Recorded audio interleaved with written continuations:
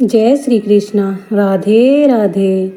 हिंदू धर्म में एकादशी का विशेष धार्मिक और आध्यात्मिक महत्व माना गया है। हर महीने के कृष्ण और शुक्ल पक्ष में एक एकादशी पड़ती है और प्रत्येक एकादशी का अपना अलग पुण्य फल और महत्व होता है। अश्विन मास के कृष्ण पक्ष की एकादशी को इंदिरा एकादशी कहा जाता है। पितृपक्ष के दौरान पड़ने के कारण इसे और भी शुभ माना जाता है। मान्यता है कि इस दिन भगवान विष्णु की विधि पूर्वक पूजा और व्रत करने से सभी प्रकार के पापों से मुक्ति मिलती है और मोक्ष की प्राप्ति होती है। आइए जानते हैं इंदिरा एकादशी की सही तिथि, शुभ मुहूर्त और धार्मिक महत्व। हिंदू पंचांग के अनुसार अश्विन मास के कृष्ण पक्ष की एकादशी तिथि 16 सितंबर को रात 12:23 से आरंभ हो रही है, जो 17 सितंबर को रात 11:40 पर समाप्त होगी। ऐसे में उदया तिथि के हिसाब से इंदिरा एकादशी का व्रत 17 सितंबर 2025 को रखा जाएगा। एकादशी का पारण अगले दिन यानी द्वादशी तिथि पर किया जाएगा। वैदिक पंचांग के अनुसार व्रत पारण करने का शुभ मुहूर्त 18 सितंबर को सुबह 6:07 से लेकर 8:34 तक है। इस दौरान किसी भी समय व्रत का पारण कर सकते हैं। पारण करने के बाद विशेष चीज़ों का दान मंदिर या गरीबों में जरूर करें। एकादशी व्रत की पूजा विधि। प्रातःकाल गंगा जल मिलाकर स्नान करें, फिर व्रत का संकल्प लें। मैं आज इस इंदिरा एकादशी का व्रत करूंगी या करूंगा और पितरों की शांति के लिए भगवान विष्णु की पूजा करूंगी। व्रत नियम। दशमी की रात से ही सात्विक भोजन करें। एकादशी को नमक, अन्न, दाल, चावल, तामसिक भोजन त्याग कर व्रत रखें। भगवान विष्णु की मूर्ति, प्रतिमा या चित्र को साफ स्थान पर स्थापित करें। गंगा जल से शुद्ध करें। रोली, चावल, तुलसी दल, फूल, दीपक और धूप से पूजा करें। भगवान को फल, पंचामृत और तुलसी अर्पित करें। इंदिरा एकादशी व्रत कथा पढ़ना या सुनना जरूरी है। भजन और कीर्तन। दिन भर ओम नमो भगवते वासुदेवाय का जप करें और भक्तिभाव में समय बिताएं। द्वादशी की तिथि को प्रातः पारण करना चाहिए। इस साल 18 सितंबर को सुबह 6:07 से 8:34 के बीच पहले गाय, ब्राह्मण या जरूरतमंदों को दान देकर व्रत पूरा करें, फिर स्वयं भी भोजन करें। इंदिरा एकादशी व्रत कथा। एक बार युधिष्ठिर बोले, हे मधुसूदन, अश्विन कृष्ण पक्ष की एकादशी का क्या नाम है? यह कृपा करके मुझसे कहिए। श्री कृष्ण बोले, अश्विन के कृष्ण पक्ष में इंदिरा नाम की एकादशी होती है, जो कि अधोगति को प्राप्त हुए पितरों को गति देने वाली है। हे राजन, सावधान होकर सुनो। पहले सतयुग में शत्रुओं को दबाने वाला इंद्रसेन राजा था।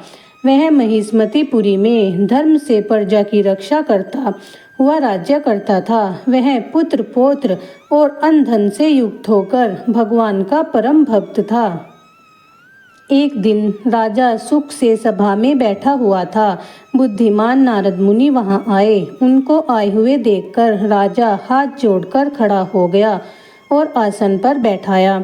मुनि राजा से बोले कि हे राजेंद्र, तुम्हारे सातों अंग प्रसन्न तो हैं। नारद जी का वचन सुनकर राजा बोला, हे मुनि श्रेष्ठ, आपकी कृपा से मेरी सब जगह कुशल है। आपके दर्शन से मेरी सब यज्ञ की क्रिया सफल हो गई। हे विप्रसे, आप कृपा करके अपने आने का कारण कहिए। यह सुनकर नारद जी बोले, हे राजन, मैं ब्रह्मलोक से यमलोक में गया। यमराज ने भक्ति से मेरा पूजन किया। सुंदर आसन पर बैठाकर धर्मात्मा सत्यवादी यमराज की मैंने प्रशंसा की। बहुत पुण्य करने वाले तुम्हारे पिता व्रत में विघ्न पड़ने के कारण यमराज की सभा में रहते हैं। हे जनेश्वर, उन्होंने जो संदेशा कहा है उसको मैं तुमसे कहता हूँ। उन्होंने कहा है कि पूर्व जन्म के किसी विघ्न के कारण मैं यमराज के निकट रहता हूँ। हे पुत्र, इंद्रा के व्रत का पुण्य देकर मुझे स्वर्ग को भेजो। हे राजन, पिता को स्वर्ग में भेजने के लिए इंद्रा एकादशी का व्रत करो। उस व्रत के प्रभाव से तुम्हारे पिता को स्वर्ग चले जाएंगे। राजा बोला, हे ऋषिवर, कृपा करके इंद्रा एकादशी का व्रत कहो। किस विधि से, किस पक्ष में, किस तिथि में करना चाहिए? नारद जी बोले, हे राजन, मैं इस व्रत की विधि कहता हूँ। अश्विन कृष्ण पक्ष की दशमी को प्रातः काल स्नान करो। पितरों को प्रसन्न करने के लिए श्रद्धा पूर्वक श्राद्ध करे। एक बार भोजन करके रात में भूमि पर शयन करे। प्रातः काल होने पर एकादशी को दातुन कुल्ला करके मुख धोवे। भक्ति भाव से उपवास के नियमों को ग्रहण करे। नियम करके मध्याह्न के समय शालिग्राम की मूर्ति के सामने विधि पूर्वक श्राद्ध करके शुद्ध ब्राह्मणों को पूजन करके भोजन कराएं और दक्षिणा दे। पितरों के श्राद्ध करने से जो अन्न बचा है उसको सूंघकर गौ को दे। भगवान का गंध पुष्प आदि से पूजन करे। रात्रि में भगवान के समीप जागरण करे। द्वादशी को प्रातः काल भगवान का भक्ति भाव से पूजन और ब्राह्मणों को भोजन कराएं। भाई, धेरते, पुत्र आदि के साथ आप भी मौन से भोजन करें। हे राजन, इस विधि से तुम व्रत करो। ऐसा करने से तुम्हारे पिता स्वर्ग को चले जाएंगे। हे राजन, इस प्रकार कहकर मुनि अंतर्ध्यान हो गए। राजा ने विधि पूर्वक इस श्रेष्ठ व्रत को किया। उसका पिता गरुड़ पर बैठकर स्वर्ग को चला गया।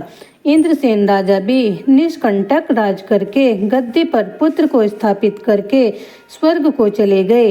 ये इंद्रा एकादशी के व्रत का महात्म्य मैंने तुमसे कहा।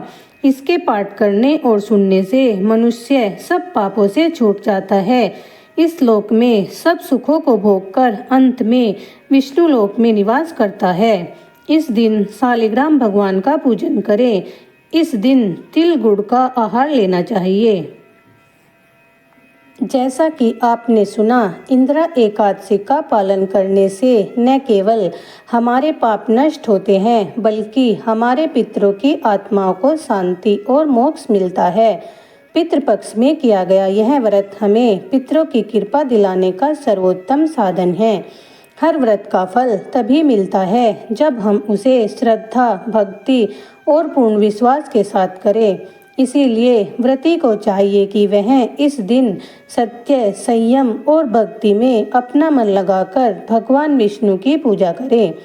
इस दिन ब्राह्मण, गौ, भूखे और जरूरतमंद लोगों को भोजन कराना और दान देना बहुत शुभ माना गया है। यह पितरों के साथ देवताओं को भी प्रसन्न करता है। इंद्रा एकादशी का व्रत करने वाले परिवार में सुख, शांति और समृद्धि बनी रहती है। पितरों की आत्माएं प्रसन्न होकर वंशजों को आशीर्वाद देती हैं। इस प्रकार जो भक्त सच्चे मन से इंद्रा एकादशी का व्रत करता है वह पापों से मुक्त होकर विष्णु धाम को प्राप्त करता है और उसके कुल पितर भी परम शांति को प्राप्त करते हैं। हर किसी को इस व्रत करने का प्रयास करना चाहिए। जय श्री कृष्णा। राधे राधे। वीडियो पसंद आई हो तो प्लीज़ लाइक, शेयर और सब्सक्राइब। धन्यवाद।